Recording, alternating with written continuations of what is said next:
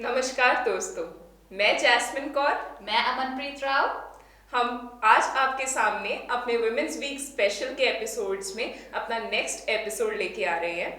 तो अमन, सबसे पहले आप बताइए, आपका ये वुमेन्स वीक कैसा चल रहा है? मेरा तो वुमेन्स वीक बहुत अच्छा चल रहा है। मैं तो बहुत ज़्यादा इंजॉय कर रही हूँ। कहते हैं ना कि जो अपना बिजी स्केड्यूल होता है उसमें से जब आपके दिन निकलते हैं उसको आपको इंजॉय करना चाहिए। तो मेरे को पता है कि वुमेन वीक चल रहा है तो मैं पूरा वीक अपने आप को दे रही हूँ और इंजॉय कर मतलब रही हूँ। पूरा घर पे मुझे लगता है रेस्ट कर रहे होगे, नहीं, खाना रेस्ट पकाना नहीं। ये वो। आज आराम फरमारेंगे पूरा हफ्ता, हमने कोई काम नहीं करना है। नहीं, रेस्ट तो नहीं मैं कहूंगी कि रेस्ट कर रही हूँ मैं, लेकिन हाँ अपने आप को खुश रखने के लिए। कहते हैं ना कि इंसान को अपने लिए भी टाइम निकालना चाहिए, अपने आप को भी खुश रखना चाहिए। अगर हम खुद खुश रहेंगे तभी तो दूसरों को खुश रख पाएंगे ना। ये तो आपने बिल्कुल सही बोला। बिल्कुल, इसीलिए मैं खुद इंजॉय कर रही हूँ। मैं खूब खा पी रही हूँ।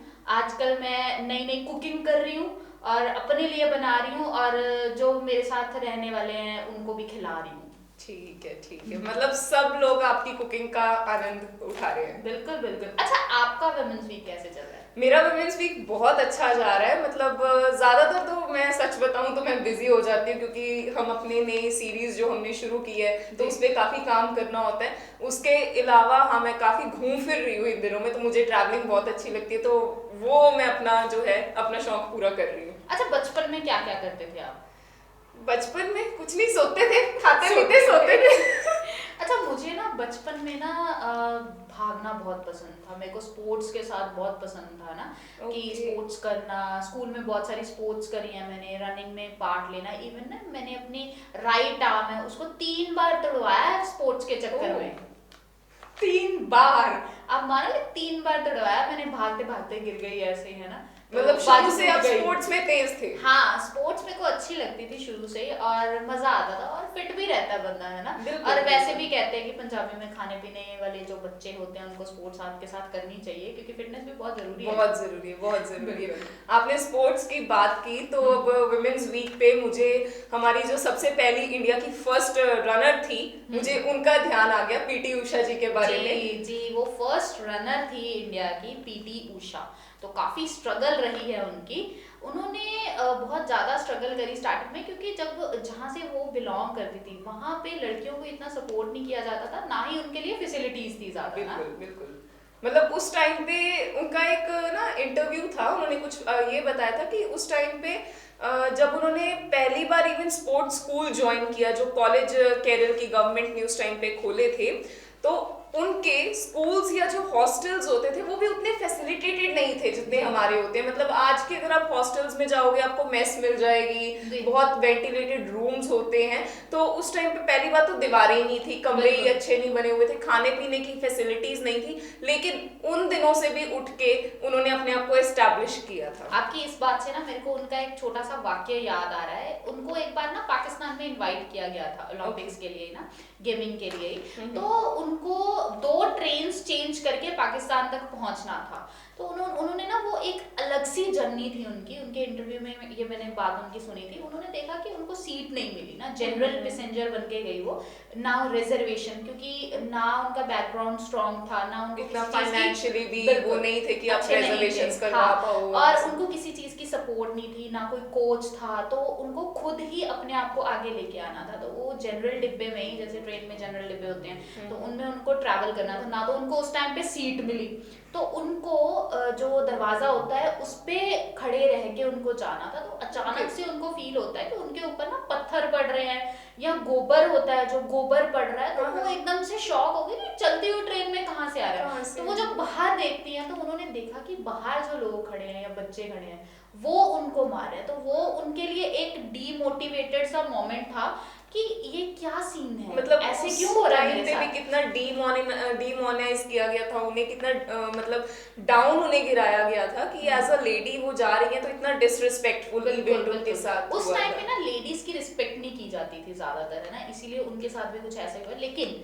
उनकी स्ट्रगल रही लेकिन वो पीछे नहीं हटी। जब वो पाकिस्तान पहुंची तो उन्होंने बहुत अच्छे रिकॉर्ड्स कायम किए, रनिंग में उन्होंने बहुत ही ज़्यादा अचीवमेंट्स पाई हुई हैं। उसके बाद ही वो जो मॉस्को वाला इंसिडेंट था, वो याद है आपको? हाँ, 1980s में आई थिंक उनके जी। मॉस्को ओलंपिक्स थे। हाँ तो जी। पहली बार उन्होंने खैर उस टाइम पे फ्लाइट में भी ट्रैवल किया था, तो काफी उनकी तबीयत खराब हो चुकी थी, बट स्टिल उस टाइम पे उनका परफॉर्मेंस बहुत पुअर रहा था, क्योंकि एक तो ऑलरेडी बंदा फ्लाइट से आ रहा है, आपकी तबीयत बहुत ज्यादा खराब हो जाती है, और उसके बाद उनके पास कोई कोच नहीं था उस टाइम पर। जब वो गई थी ना फ्लाइट में, तो उनको, जैसे हम कहते हैं कि जब फर्स्ट टाइम फ्लाइट करते हैं तो बहुत सारी प्रॉब्लम्स फेस करनी पड़ती है, फिजिकल प्रॉब्लम्स आती हैं, तो उनके साथ भी कुछ ऐसा हो गया। दूसरी बात, उनके पास कोच नहीं था वहां पे। उन्होंने जब जाके देखा, जो उनके कॉम्पिटिटर्स थे उनके पास कोच हैं, वो उनको प्रॉपर नॉलेज है, उनकी प्रॉपर एक तैयारी हो रखी है, लेकिन वो यहाँ पे उन्होंने कभी कंपटीशन का सामना किया ही नहीं था। वो सिंगल कॉम्पिटिशंस करती थी कि सिंगल ही दौड़ना है ना, लेकिन अगर किसी के साथ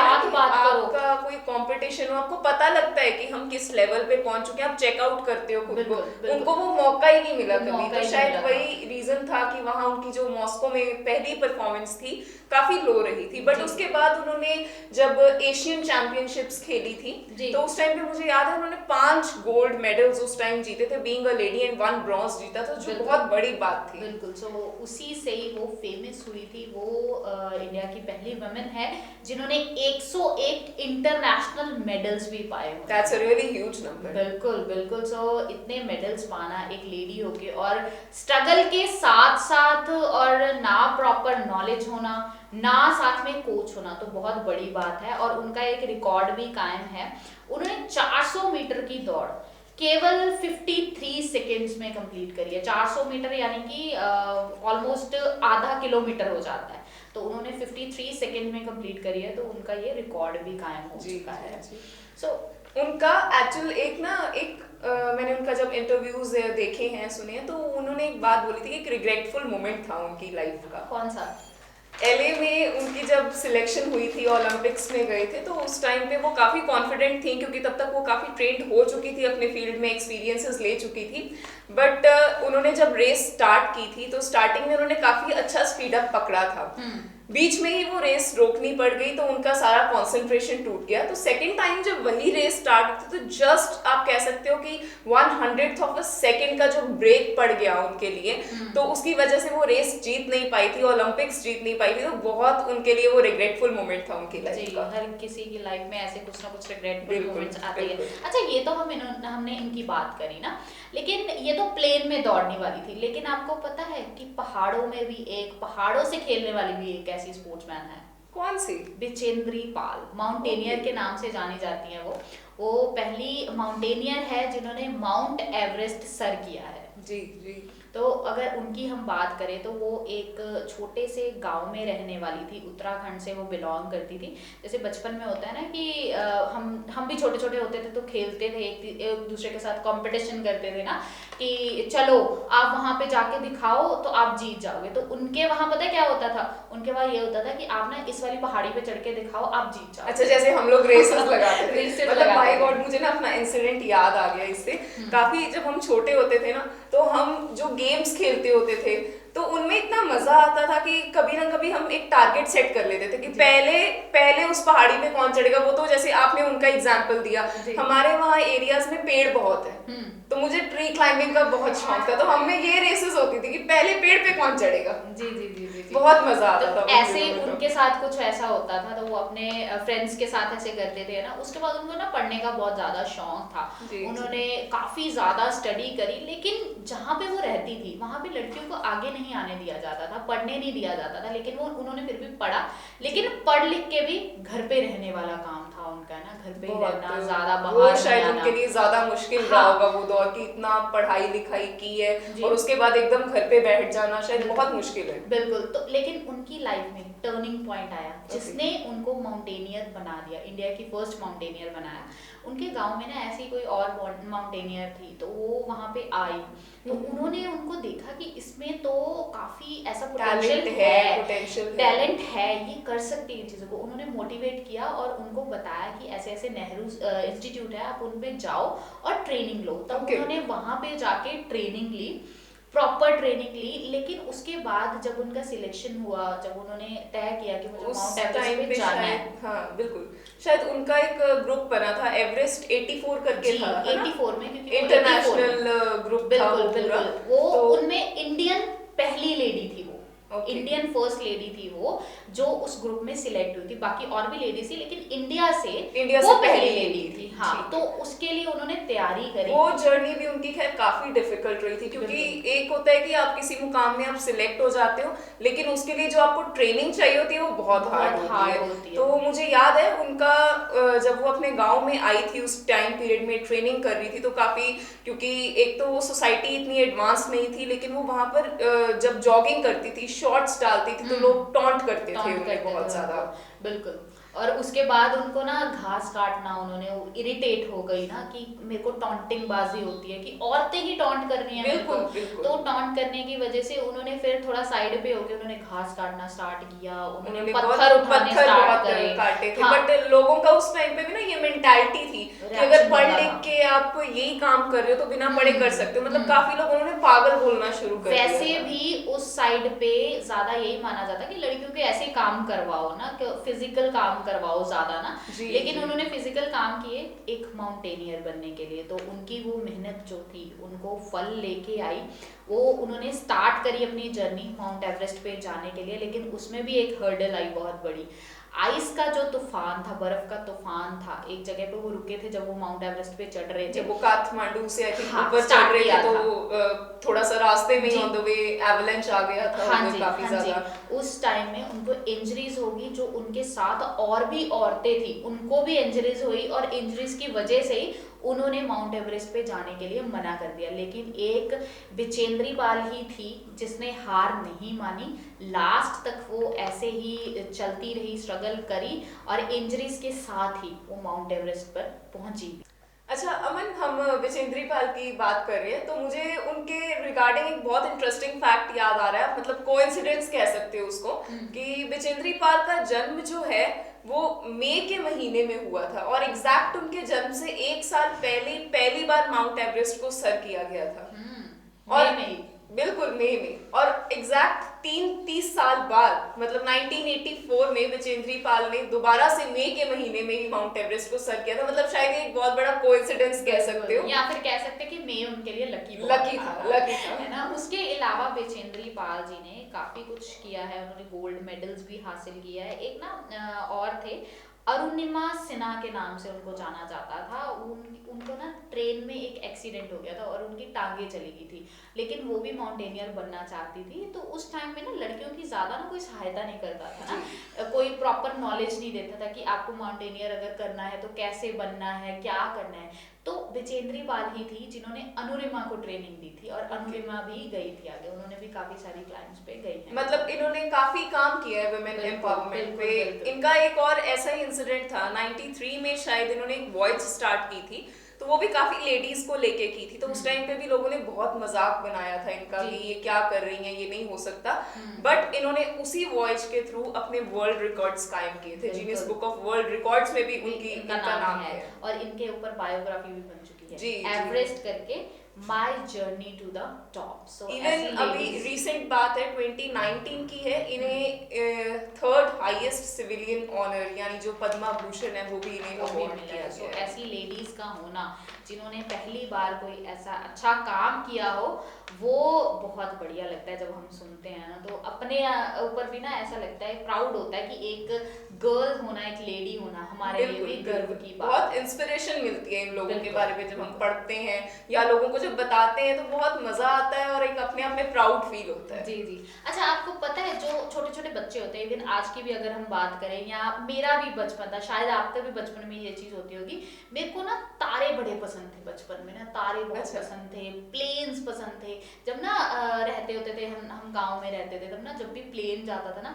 एक ऐसा दिल करता था कि मैं उड़ के ना इसके ऊपर बैठ जाऊं। मतलब उड़ान भरने का बहुत दिल था। उड़ान भरने का बहुत। आप मुझे ये बताओ, आपको स्पोर्ट्स में इंटरेस्ट था कि आपको मतलब एयरप्लेन्स में इंटरेस्ट था, कहाँ जाना था? मेरे को दोनों में में था, स्पोर्ट्स में भी था, लेकिन मुझे तारे भी बहुत पसंद थे ना, मल्टी आसमान टैलेंटेड, में सब जगह मैं कुछ ना कुछ बन जाऊं। हाँ ये चीज तो थी। वैसे भी ना जब बचपन होता है ना तो बच्चों को ना ज्यादा ये होता है, अगर वो डॉक्टर देख ले तो उसको डॉक्टर पसंद आ डॉक्टर जाता है, मेरे को डॉक्टर बनना है। टीचर देख लिया तो टीचर, तो मैं भी बचपन में मैं ना जब मैं खेलती थी मैं टीचर भी बनी हूँ, डॉक्टर भी बनी हूँ, मैंने प्लेन भी उड़ाए हैं, मैंने घर भी बनाया है, तो मैं मल्टी टैलेंटेड हूँ। बट मेरे उस केस time में में। मतलब मैं ऑनेस्टली बता रही हूँ, मुझे डॉक्टर का शौक था, मुझे मतलब टीचर का भी बहुत शौक था, मुझे ये नहीं पता था मैं एंकर क्यों बन गई, मेरे को उसका कोई शौक नहीं था। सेम मेरे साथ भी कुछ ऐसा ही हुआ है। मैंने स्टडी डॉक्टरी की ही करी थी जब अच्छा। स्टार्टिंग हुई थी, 12th में मेडिकल रखा, दिमाग खराब किया अपना, रात रात जाग के पढ़े, लेकिन किस्मत को जो मंजूर होता है वो तो बिल्कुल। होना तो वही है ना। फिर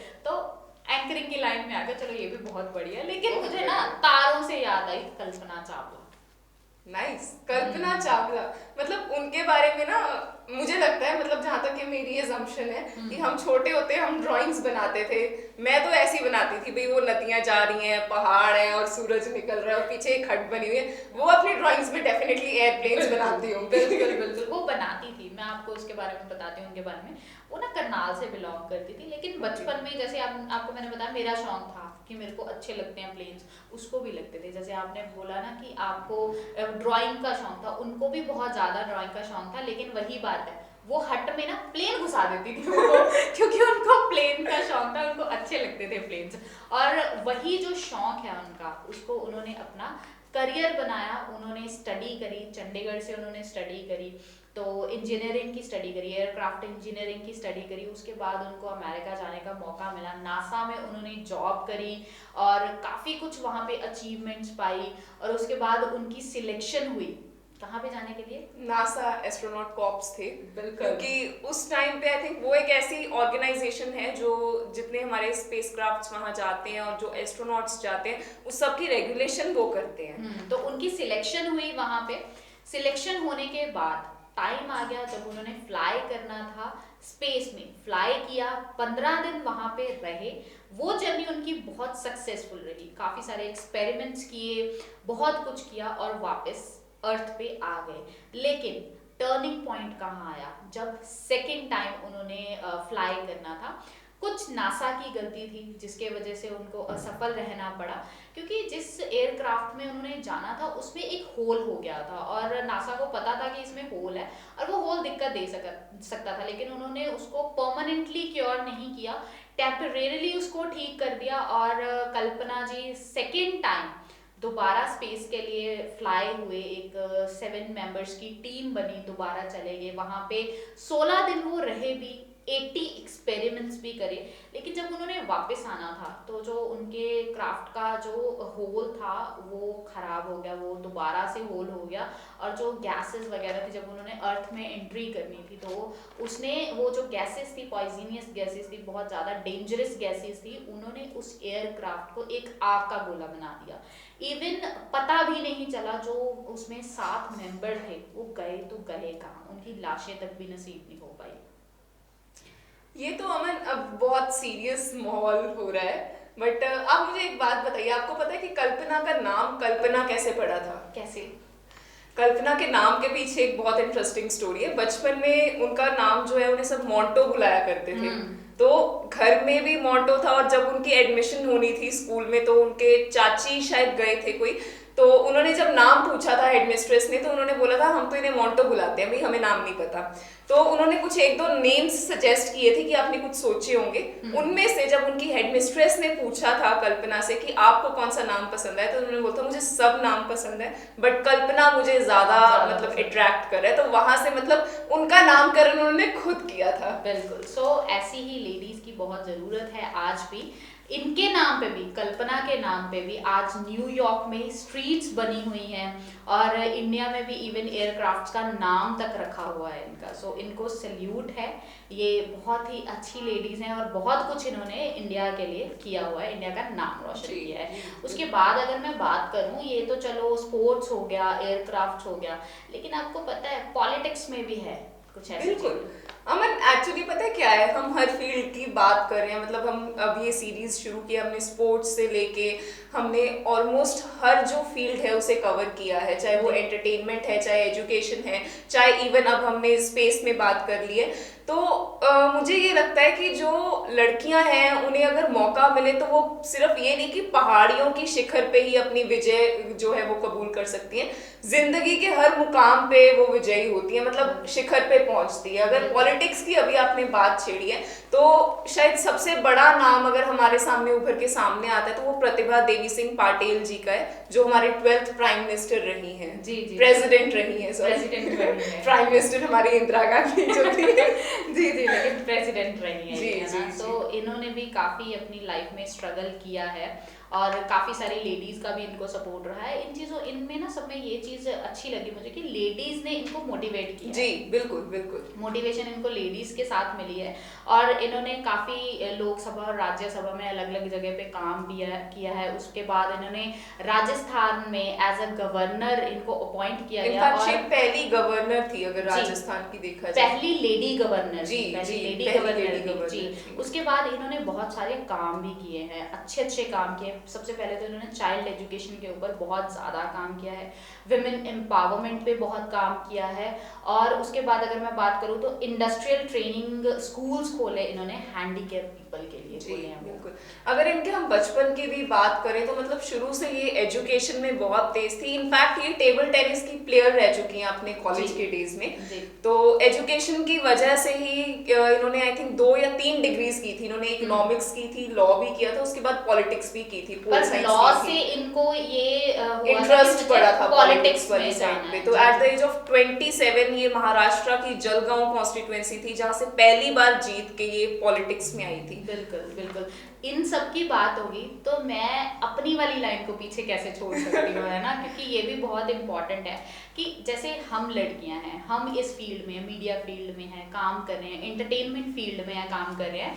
तो हम फर्स्ट जो एंटरटेनर थी, लेडी एंटरटेनर थी, उनको मैं कैसे भूल सकती हूँ जिन्होंने एक्टिंग लाइन को स्टार्ट किया था। बिल्कुल, उनकी बात जरूर करूंगी, कमलाबाई गोखले जी, वो इंडिया की पहली एक्ट्रेस थी। अगर मैं कमलाबाई गोखले की बात करती हूँ तो इन्होंने 4 साल की उम्र में अपनी एक्टिंग शुरू की थी, क्योंकि उस टाइम पे थिएटर होता था ज्यादातर, क्योंकि लड़कियों को पर्दे पे आना नहीं अलाउड होता था। तो इनकी फैमिली शुरू से एक मराठी थिएटर ग्रुप से जुड़ी हुई थी, तो उसी के रिगार्डिंग इन्होंने अपनी मदर दुर्गाबाई के साथ ही 4 साल की उम्र में अपना काम जो है करियर स्टार्ट किया था। बिल्कुल बिल्कुल, अगर इनकी मैं फर्स्ट मूवी की बात करूं तो दादा साहेब फाल्के जो थे उन्होंने इनको मौका दिया था, क्योंकि जब उन्होंने अपनी फर्स्ट मूवी बनाई थी दादा साहेब ने, तो उन्होंने एक मेल को फीमेल का कैरेक्टर करवाया और उन्होंने देखा कि वो इतना सुटेबल नहीं था। एक फीमेल के कैरेक्टर को एक फीमेल ही अच्छा कर सकती है, लेकिन सकती थी बहुत अच्छी तरह से। लेकिन उस टाइम में ये दिक्कत थी कि लड़कियों को आगे आने नहीं दिया जाता था, इस फील्ड में आने नहीं देते थे। लेकिन उन्होंने उस टाइम पे जो कमलाबाई गोखले थे उनको आगे लेके आए और उन्होंने अपनी फर्स्ट मूवी भस्मासुर मोहिनी बनाई और मूवी को बहुत अच्छा रिस्पॉन्स भी आया था। मतलब और इस मूवी के साथ एक फैक्ट ये भी है कि कमलाबाई ने अपनी मम्मा के साथ, दुर्गाबाई के साथ ये अकेली फिल्म की थी। दुर्गाबाई की ये सिर्फ एक इकलौती फिल्म थी, लेकिन कमलाबाई का इससे करियर जो है बहुत अच्छा स्पैन हुआ था, शाइन कर गए थे वो इसे। और उनकी 14 साल की उम्र में शादी भी हो गई थी। इनफैक्ट 24 साल की उम्र में उनके हस्बैंड की डेथ भी हो गई थी। लेकिन उसके बाद उन्होंने दोबारा, वैसे तो वो मूवीज में आना स्टार्ट कर दिया था उसने, लेकिन उसके बाद जो थिएटर था, जब उनके हस्बैंड की डेथ हो गई, उन्होंने दोबारा थिएटर में एंट्री करी। उसका रीजन ये था कि उनके हस्बैंड के कुछ डेट्स वगैरह थे या उनके जो कर्जे वगैरह थे उनको पे करने पड़े थे, इसीलिए उन्होंने दोबारा थिएटर स्टार्ट किया और पैसे कमाए और अपने हस्बैंड के जो भी डेट्स थे या कर्जे थे उनको खत्म किया, उनको पूरा। अच्छा, एक और बड़ी बात है, मतलब उस दौर में पहले तो पर्दे पे आना एक बहुत बड़ी बात थी, ऊपर से जब वो स्टेज प्लेस करती थी तो उन्होंने मेल कैरेक्टर्स बहुत अच्छी तरह से निभाए थे, तो शायद उससे भी बड़ी बात है। हाँ, तो ये बहुत अच्छी बात है कि ये जितनी भी हमने लेडीज की बात करी है, ये एक छोटी सी जगह से काफी अच्छा उभर के आए हैं। बिल्कुल। अच्छा अमन, ये तो हम अब हर फील्ड की बात कर रहे हैं, विमेंस डे का ओकेजन है, हमने एक्टिंग से लेके मतलब ऑलमोस्ट हर इंडस्ट्री की जो औरतें हैं उनके बारे में बात की है, आप अपने बारे में बताओ, आपको एज एन एंकर कैसे शौक पड़ गया इस लाइन में आने का? मैं अपनी बात बताऊं तो मुझे एंकर बनने का कोई शौक नहीं था, ना ही मैंने सोचा था। मुझे तो डॉक्टर बनने का शौक था, डॉक्टर बनना था। पहले तो बचपन में तो बहुत कुछ बनना चाहती थी मैं, लेकिन एक एम सेट हुआ 10th के बाद, स्ट्रीम चेंज हुई तो एम बना कि मुझे हार्ट स्पेशलिस्ट बनना है। मुझे लोगों के दिलों के ऑपरेशन करने हैं। मतलब दिल का ऑपरेशन करने से वो दिल जीतने वाली साइड पे आ गए हो। बिल्कुल बिल्कुल, लेकिन कहते हैं ना कि डेस्टिनी, जो डेस्टिनी में होता है वो आपको करना होता है। तो धीरे धीरे इस फील्ड में मैं आई और इसमें नाम बना और इसमें अच्छा भी लगता है करके। तो ये एक तरह से गॉड गिफ्टेड था, लेकिन उस गिफ्ट का मैंने फायदा उठा लिया। बिल्कुल उस गिफ्ट का फायदा उठाया। लेकिन अगर मैं बात करूं, जितने भी हम आज लेडीज की बात करके हटे हैं ना, वो सारी फीमेल्स है, लेकिन उनके जो अपना फील्ड्स है वो मेंस के लिए डोमिनेटेड बहुत ज्यादा। बिल्कुल बिल्कुल उनके लिए ज्यादा रहे हैं, लेकिन फिर भी इन्होंने उन फील्ड्स में अपना नाम बनाया। तो उससे हमें ये जाहिर होता है कि चाहे आप लड़का हो चाहे आप लड़की हो, तो मैटर क्या करता है? सिर्फ आपका एम। अगर आपने एम बना लिया कि मुझे डॉक्टर बनना है या मुझे पायलट बनना है या मुझे प्रेसिडेंट बनना है, तो वही मैटर करेगा। आपकी मेहनत मैटर करेगी। आप मेहनत करोगे तो आप आगे आओगे ही आओगे, चाहे आपका समाज साथ दे या ना दे। अच्छा, एक बात इनमें और भी थी, हम जितनी विमेन हमने डिस्कस की है, क्योंकि हम हिस्ट्री की विमेन के बारे में भी बात कर चुके हैं और आज की विमेन के बारे में भी हम बात कर चुके हैं, ये सब एक ऐसे माहौल से आई थी जो शायद शुरू में उतना सपोर्टिव नहीं था। तो आपका माहौल शायद उतना मैटर नहीं करता जितना आपका इरादा और आपकी दृढ़ता जो है वो मैटर करती है। इसी वजह से तो कहते हैं कि लड़कियां लड़कों से क्यों अलग है, क्योंकि उनके लिए जो माहौल है वो हमेशा डिफरेंट रहता है। लड़कों को हर एक चीज की आजादी दी जाती है, लेकिन लड़कियों को सप्रेस किया जाता है, लेकिन फिर भी लड़कियां आगे आती हैं। तो आज वो लड़कों के बराबर खड़ी हैं। बिल्कुल। तो अब आज का एपिसोड हमारा यहीं पे खत्म होता है। ऐसे ही हमें देखते रहे, वुमेन स्पेशल जो वीक हम शूट कर रहे हैं उसको देखते रहे, और आपके प्यार की हमें बहुत ज़्यादा ज़रूरत है। आप तो हमारे चैनल को लाइक, शेयर और कमेंट भी करते रहे। सो आज के लिए बस इतना ही, फिर दोबारा मिलेंगे। तब तक के लिए bye bye and take care.